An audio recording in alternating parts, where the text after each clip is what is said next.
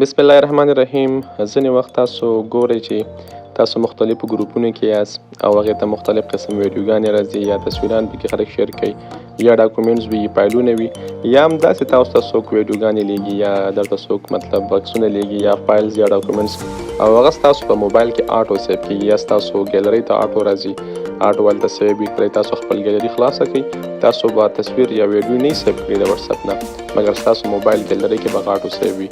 نو که تاسو غواړئ چې دغه آټو سیو بند کړئ، شاید ځینې ملګرو ته معلومات هم وي، که چا ته معلومات نه وي نو ویډیو ته اخیره وګورئ، انشاءالله دغه مشکل نه به خلاص شئ. نو دې لپاره به سمپل تاسو خپل موبایل کې انټرنیټ آن کړئ، وټساپ ته به راشئ او دغه 3 ډاټ په کلیک کړئ. دې نه بعد به دغه سیټینګ باندې کلیک وکړئ او بیا به چیټس کلیک کړئ. نو تاسو ګورئ چې میډیا ویزیبیلیټي لیکل شوي ده، دا چې کله آن وي نو د دغې له وجې ستاسو موبایل ګیلرۍ ته دغه تصویران او دغه ویډیوګانې خپله راځي او خپله سیو کېږي. نو کله چې تاسو دغه بند کوئ بیا نو ستاسو موبایل ته آټو دغه ویډیوګانې یا دغه فایلز یا دغه تصویران نشي راتلی.